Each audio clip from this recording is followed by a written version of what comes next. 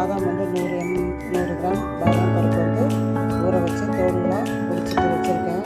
அதை அரைக்கிறதுக்கு பேஸ்ட் போட்டு அரைக்கிறதுக்கு பால் 50 ml வச்சுருக்கேன். சர்க்கரை ஸ்வீட்டுக்கு தகுந்த மாதிரி சர்க்கரை எடுத்துடணும். நெய் கொஞ்சம் ஒரு 2-3 டீஸ்பூன் நெய் போடணும். கேக்குக்காக தான் செஞ்சுட்டு பார்க்கலாங்க. கேக்குக்கு எடுத்து வச்ச சர்க்கரையில் 100 கிராம் அளவுக்கு போட்டுட்டு தண்ணி முழுகிற அளவுக்கு கொஞ்சம் தண்ணி ஊற்றிக்கணும்.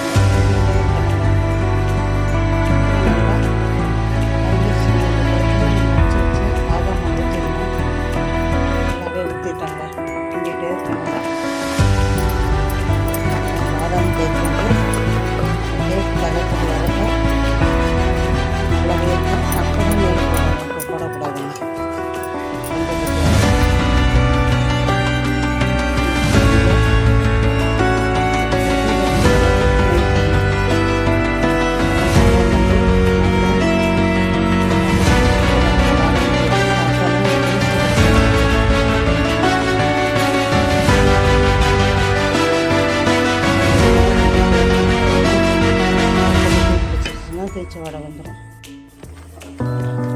பாதாம் அல்வா இப்போ ரொம்ப கெட்டியாக போயிடுச்சுங்க. எடுத்து பாத்திரத்தில் பிளேட்டில் ஊற்றி கேக் மாதிரி போட்டுக்கலாம். சூப்பராகவே இருக்குங்க. இதான் எடுத்து ஊற்றுற பதமே இதாங்க. அப்படியே பாத்திரத்தில் ஒட்டாமல் சவுண்டு வருது பாருங்கள். நல்லா அழகாக இப்போ பாருங்கள். பாதாம் அல்வா ரெடி ஆகிடுச்சு. அப்படியே எடுத்து பிளேட்டில் போட்டால் கேக் மாரி வெட்டிக்கலாங்க. கேக்கு அப்படியே பிளேட்டில் போட வேண்டியதான்.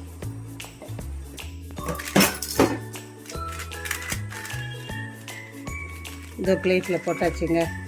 ரைஸ் பேப்பரை போட்டு அப்படியே பிளேட்டில் போட்டாச்சு. ஆறுன பிறகு கேக்கு மாரி வெட்டிக்கலாங்க. பாதாம்